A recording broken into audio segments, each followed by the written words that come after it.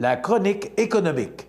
Une présentation des services financiers Raymond Sanson, 118 Avenue de la Gare, Montmagny, 418-288-3583.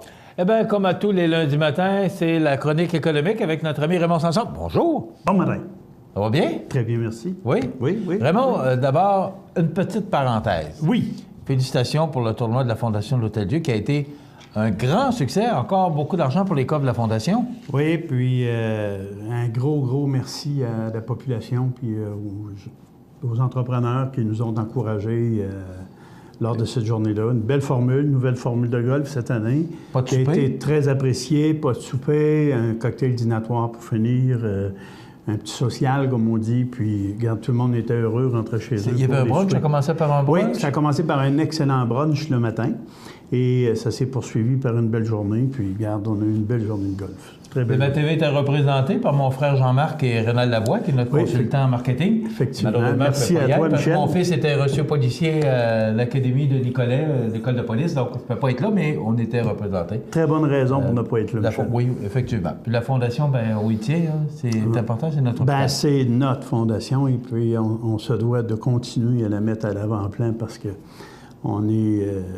je pense qu'on jouit d'une excellente réputation à travers le Québec. Des gens viennent de partout pour se faire soigner. Tu as été longtemps sur le conseil d'administration aussi? Oui, très longtemps. J'ai fait pas loin de 20 ans. Et j'ai pu participer à l'évolution, mais constater surtout comment cette fondation-là était bien perçue par la population. Donc, c'est pour ça que j'ai accepté cette année la présidence d'honneur. On verra l'an prochain, 25e anniversaire du tournoi, si ça tient encore dans l'intérêt de la population, on verra. Et on est en train d'évaluer, on fait un post-mortem. Merci. Maintenant, Raymond, on parle de quoi ce matin pour notre chronique économique? Alors, ce matin, j'avais l'intention de m'entretenir avec vous autres d'un sujet. Pourquoi on devrait avoir un conseiller financier? Pourquoi faire confiance à un conseiller financier? Juillet marquera le début officiel de l'entrée en force de la nouvelle réglementation visant à dévoiler tous les frais qu'on retrouve dans les services qu'on nous offre dans une institution financière ou auprès d'une compagnie de fonds de placement ou auprès des courtiers en valeurs mobilières. Alors, tout devra être transparent suivant une loi canadienne qui a été adoptée. Donc, vous saurez en détail ce que vous charge le gestionnaire, ce que vous charge la firme de courtage, ce que vous charge votre conseiller. Et vous pourrez questionner ces frais-là si vous voulez, il n'y aura pas de problème. On va s'entendre tout de suite sur une chose. Beaucoup de gens vont dire, moi, je ne paye pas ces frais-là, je vais le faire tout seul. Mais rappelez-vous d'une chose importante. C'est un monde complexe, la finance. J'y travaille depuis 30 ans. Je vais suivre des formations régulièrement. J'arrive de Toronto. La semaine dernière, j'ai été à Toronto 2 jours.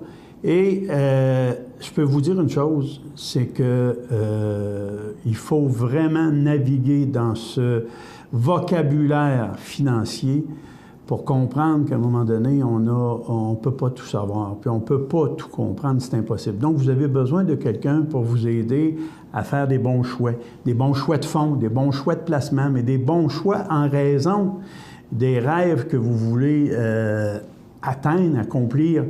Et c'est là que le conseiller entre en ligne de compte. C'est bien... oui. Excuse-moi, mais les frais, ils sont où, les frais? On les voit... on les voyait pas. On vous disait, vos frais sont enlevés. Est-ce que les gens vont faire des crises cardiaques en voyant les frais? Est-ce que c'est... Non, c'est parce qu'il y a des gens qui vont se questionner. Pourquoi on les montrait pas? Pourquoi? Je pense que là-dedans, il y avait toujours une question de puritanisme de la part des institutions financières de ne pas montrer ou dévoiler qu'est-ce qu'ils pouvaient charger à leurs clients. Tu sais, c'était facile à comprendre quand une institution te donne 1% sur un dépôt à terme, puis servir de bord, puis le prête sur une marge de crédit à 9%, on voit qu'il y a 8% de différence. Là. Facile à voir, ça. Les gens disent, oui, mais c'est quoi si c'est pas des frais, ça? Pourquoi on ne pourrait pas entre avoir 1% et 8, avoir un mi-moyen, puis dire, bien, alors il y a toutes sortes de frais qui sont calculés là-dedans, la prime de risque, la prime de ci, de ça. Quand on fait du placement, que ce soit dans des valeurs mobilières ou dans des fonds communs de placement, on disait aux gens, voici votre rendement après frais. Mais on était obligé de dire au client aussi, de lui remettre une documentation à l'effet que dans son placement, dans tel genre de fonds, le ratio de frais de gestion sera 2. Mais ça arrête là.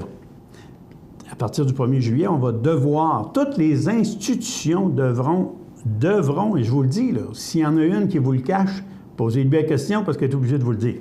Ça, c'est clair. Moi, ça fait des années que je dévoile mon commissionnement. Que je dis à mes clients, voici comment je suis payé. C'est ce que tu dis là, Raymond, là, tu fais pas ça, là, faut que tu gagnes ta vie? Bien, je gagne ma vie, j'ai du personnel, j'ai des équipements informatiques, j'ai un bureau, j'ai de la publicité à payer, et il y a tout ça. Puis il doit m'en rester un petit peu pour que je puisse continuer à vivre. Donc, il y a une commission qui est chargée. Bien, voyons donc, c'est clair, c'est normal. Il y a une commission qui est payée. C'est moi, ce que je voulais déterminer avec mes clients, c'est tout simplement une bonne complicité, dire à mes clients, voici comment je suis payé, moi. Et la plupart des conseillers, maintenant, devront, pas la plupart, la totalité des conseillers devront dévoiler. C'est une loi pour tout le monde. C'est une loi fédérale pour ça. OK? Donc, on n'a pas à s'inquiéter, ça devra figurer. Maintenant, la question que j'entends, c'est, ça va être où? Comment ça va? Quand vous allez avoir votre relevé semestriel ou trimestriel, la partie des frais s'appliquant à vos fonds vont être détaillés. Vous allez avoir la commission du courtier, comme je vous disais. Bon, le courtier, c'est pas moi. En passant, moi, je suis un représentant du courtier. Je ne suis pas le courtier. Dans mon cas à moi, le courtier, c'est, on va le dire, c'est Placement Financier Sun Life. Ça, c'est le courtier. C'est lui qui me paye.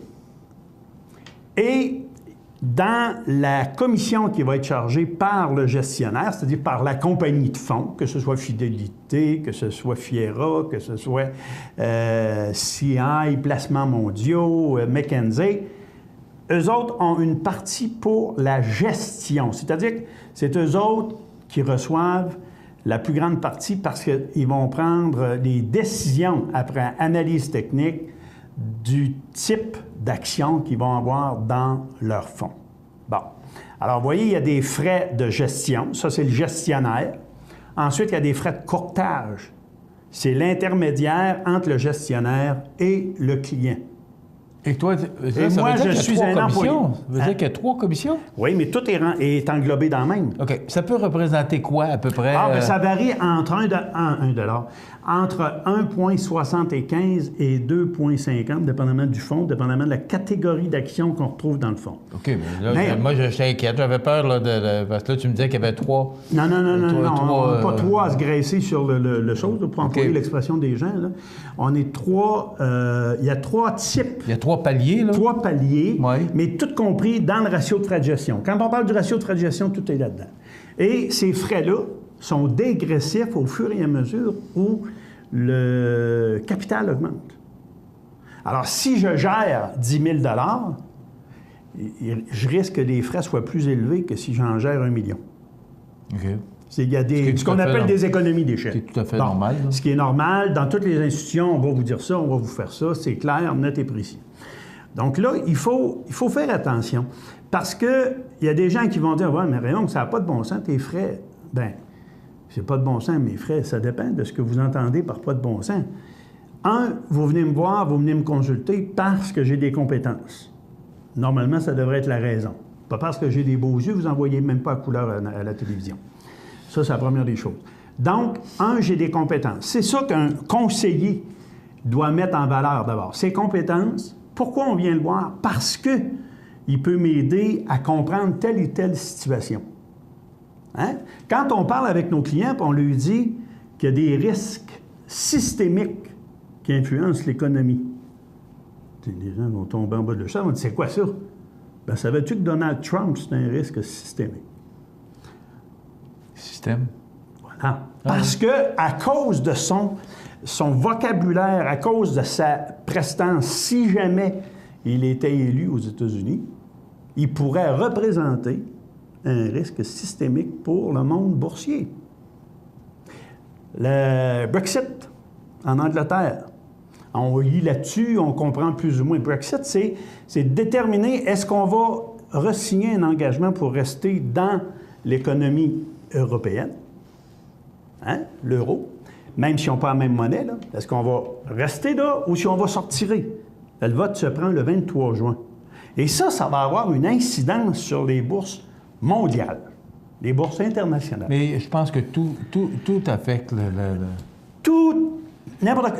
Tout ce qui affecte l'environnement, que ce soit financier, un événement comme hier, non, pas à ce niveau-là, mais ça a une incidence, par exemple, au niveau terrorisme. Si jamais on en fait la démonstration, c'est que ça peut affecter la sécurité, les systèmes boursiers, un petit peu, mais tout de suite, le lendemain, c'est les grands secteurs comme le pétrole, comme l'endettement. Ça va influencer, et les climats. Ben là, il faut faire attention. Quand il pleut, comme il y a plu hier, s'il pleuvait encore 15 jours de même, là, il y a des récoltes au Québec, c'est fini, là, on n'en parle plus. Donc, ça va avoir des incidences. Donc, c'est pour ça qu'il faut avoir un conseiller pour nous aider à voir clair dans ces choses-là. Et oui, avec les connaissances qu'on a, tout conseiller financier sérieux, compétent, doit mettre à jour régulièrement ses compétences. Alors, là, comme je te disais, la semaine dernière à Toronto, j'ai rencontré 6 gestionnaires différents qui nous ont entretenus sur ce qu'ils voyaient eux autres comme probabilité.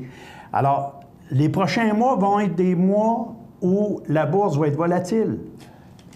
Je dirais d'autres mois.